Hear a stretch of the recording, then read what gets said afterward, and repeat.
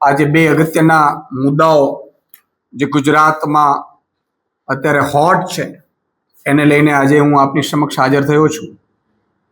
મિત્રો, પહેલો મુદ્દો તો એ છે કે આખા ભારતમાં પેપર લીકને લઈને ચર્ચાઓ ચાલી રહી છે.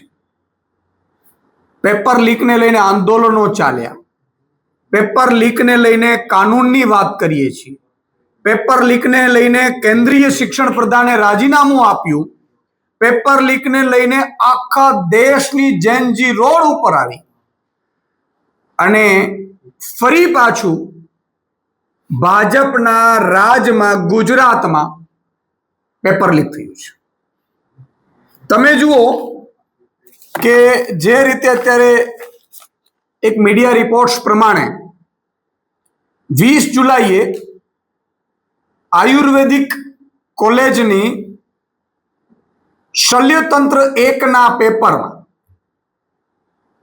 ત્રીજા વર્ષના આ શલ્યતંત્ર નામના પેપર લેવાતું હતું એ પહેલા એક નવી મોડસ ઓપરેશનથી આ નવી સ્ટાઇલ છે, મોડસ ઓપરેન્ડી છે. એમાં હવે આ લોકો ઇમ્પોર્ટેડ ટોપિક્સ અને પોઈન્ટ્સ અથવા તો ઇમ્પોર્ટેડ ક્વેશ્ચન્સ કરી અને પેપર લીક કરે છે. એમાં ગુજરાતમાં આ આયુર્વેદિક કોલેજનું પેપર લીક થયું છે અને જે પ્રમાણે દાવો કરવામાં આવ્યો છે એ પ્રમાણે 33 કોલેજો છે, એમાં જે પેપર લેવામાં આવતું હતું એ પેપર શરૂ થાય એ પહેલા વોટ્સઅપ ઉપર આ પેપરના પોઈન્ટર્સ ફરી રહ્યા હતા, ક્વેશ્ચન ફરી રહ્યા હતા. એમાં 12 માંથી 11 ક્વેશ્ચન્સ આવ્યા છે.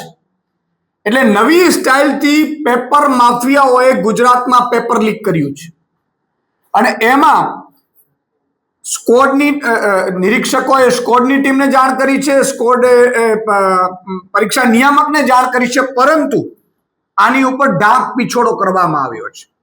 અને ગુજરાતનું રેકોર્ડ રહ્યું છે કે ગુજરાતના જેનજીને આ ભાજપની સરકારે સતત પેપરો ફોડીને એની જિંદગીઓ બરબાદ કરી છે. આજે જ એક સમાચાર આવ્યા છે, એમાં એક દીકરીએ ફરી જે નીટમાં પરીક્ષા લેવાની એમાં થોડા માર્ક્સે પાછી રહી ગઈ એટલે એને સુસાઇડ કર્યું છે. ગુજરાતના જેનજીને આ ભાજપે છેલ્લા 30 વર્ષથી કોઈના કોઈ રીતે પરેશાન કરી રહી છે. એક તો નોકરીઓની ભરતી ન પાડે, નોકરીની ભરતી પડે તો પેપર લીક કરી નાખે. એક પેપર લીક કરે, 2 પેપર લીક કરે, 5 પેપર લીક કરે, 20 પેપર નહીં 35 પેપર લીક કર્યા છે. અને જ્યારે પેપર લીકના આંદોલનમાં અમે ગયા હતા એકવાર, ત્યારે પેપર લીક કરનારા ઉપર કલમો નહોતી લગાડી, એટલી મારા ઉપર કલમો લગાડી, મારી ઉપર છેડતીની ફરિયાદો કરી. કમલમમાં અમે ગયા હતા તો દારૂની ફરિયાદ કરી. ત્યારે હું જેનજીને કહેવા માંગુ છું કે આપણે પણ આ ભાજપ સરકારને સમય આવી ગયો છે દેખાડી દેવાનો. આ તમામ જેનજીને કહેવા માંગુ છું અને જેનજી જ પરિવર્તન લાવી શકે છે. નરેન્દ્ર મોદી અત્યાર સુધી એવું કહેતા હતા કે નરેન્દ્ર મોદી કોઈનું રાજીનામું ન લે.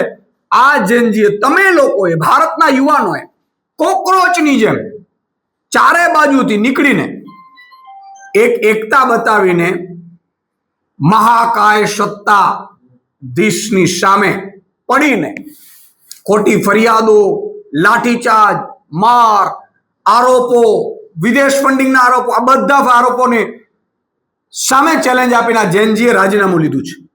ગુજરાતમાં પણ અત્યારે પેપર લીક ઉપર પેપર લીક થઈ રહ્યા છે. અત્યાર સુધી પેપર લીક થયા છે, એમાંથી કોઈને સજા કરવામાં નથી આવી. તમે જુઓ, તલાટીનું પેપર લીક, જો ટેટ-ટાટના પેપર લીક થયા છે, કોન્સ્ટેબલના પેપર લીક છે, એલઆરડીના પેપર, ઢગલાબંધ પેપર લીક થયા છે. એક પણ પેપર લીક વાળો માફિયા ને કોઈ સજા કરવામાં નથી આવી. એમ આમાં પણ આયુર્વેદિક કોલેજમાં પણ મને પૂરી ખાતરી છે કે આ ભાજપના લોકો કોઈ કાર્યવાહી નહીં કરે, ભાજપ સરકાર કોઈ કાર્યવાહી નહીં કરે.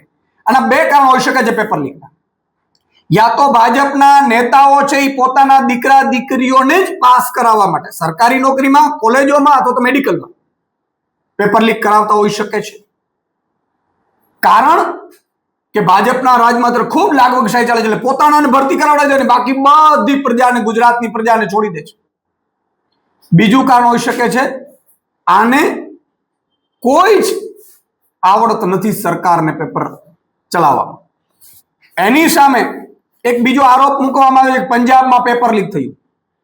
હું આજે આપને કહેવા માંગુ છું કે દિલ્હીમાં આમ આદમી પાર્ટીની 10 વર્ષ સરકાર રહી, એક પણ પેપર લીક નથી થયું.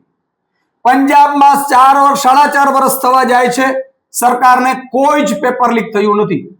આ પણ જે પંજાબમાં પેપર લીકની વાત કરીને ભાજપ પર આરોપ મૂકે છે, એમાં વાત એ છે કે એ લોકો નકલ કરવા માટે બ્લૂટૂથ લઈને ક્લાસમાં ગયા હતા અને જાયને પેપર લખે એ પહેલા 31 લોકોને પકડી લેવામાં આવ્યા છે.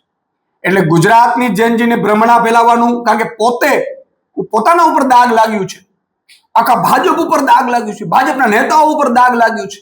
જે ભાજપના નેતાઓ, કોકરોચ જનતા પાર્ટીના નેતાઓને વિદેશથી ફંડિંગ આવે છે, ચીનથી આવે છે, આવું કહીને આરોપો પ્રત્યારોપો કર્યા હતા, એ જ લોકો જયારે એને મળવા ગયા ત્યારે બધા ભાજપના નેતાઓ મોઢા ઢીલા પડી ગયા, કાળા પડી ગયા.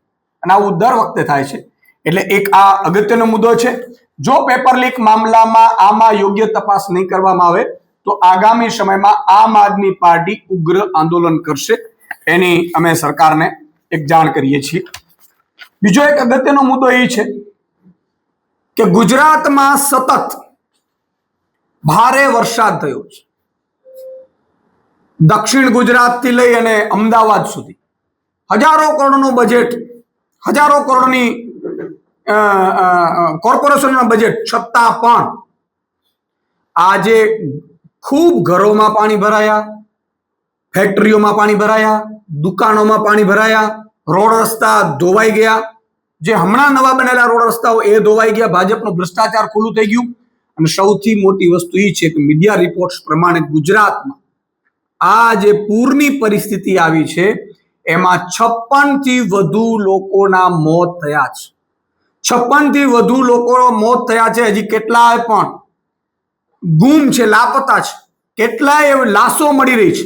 ત્યારે હું મુખ્યમંત્રીશ્રીને વિનંતી કરું છું કે મુખ્યમંત્રીશ્રી, આ સરકારની ફરજ છે, જે લોકોના મૃત્યુ થયા છે બાઢમાં, આફતમાં, એમને એમના પરિવારને 1 કરોડ રૂપિયાની સહાય જાહેર કરે. અને બીજું જે ઘર વખરી, ખેતી, દુકાનો, ફેક્ટરીઓ અથવા તો અન્ય રીતે જેને નુકસાન થયું છે એવા લોકોનો સર્વે કરીને તુરંત એમને સહાય ચૂકવવામાં આવે. વારંવાર આપણે કહીએ છીએ કે પ્રી મોન્સૂન કામગીરીમાં મિટિંગો ઢગલાબંધ થાય છે, જેમાં પેંડા ખાવામાં આવે છે, બિસ્કીટો ખાવામાં આવે છે. અધિકારીઓ, નેતાઓ પ્રી મોન્સૂન કામગીરી કરવાની વાતો કરે છે, પણ દર વર્ષે 15-20 ઇંચ ભેગો વરસાદ પડે એટલે ગુજરાતનું પ્રી મોન્સૂન કે ગુજરાતની ભાજપ સરકારની પોલ ખુલી જાય છે.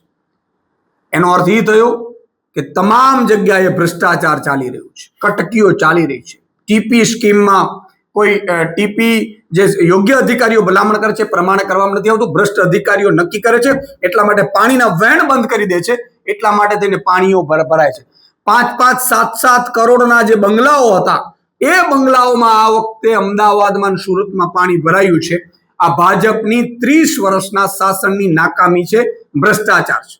કારણ કે એમણે ટીપી સ્કીમ પોતાના મળતિયાઓને ફાયદો કરાવવા માટે, લાભ મેળવવા માટે આ કરી છે, એના કારણે થયું છે. અને સૌથી વધુ દક્ષિણ ગુજરાતમાં વલસાડ હોય, નવસારી હોય, ચીખલી હોય, સુરત હોય, તાપી હોય, આ બધામાં લગભગ જે લાશો તણાઈને, મૃતદેહો તણાઈને આવ્યા છે. અને એ આંકડો જે ગયો છે 56 થી વધુ, આ નાની સૂની વાત નથી. આ ગુજરાતની જનતા અત્યારે ભાજપના રાજમાં જીવી નથી શકતી એવી હાલત આવી ગઈ છે. ત્યારે આમને કંઈ ન આપી શકે તો એમના પરિવારને 1 કરોડ રૂપિયાની સહાય મળે અને જે નુકસાન થયું છે એને યોગ્ય વળતર મળે એવી અમારી માંગ છે.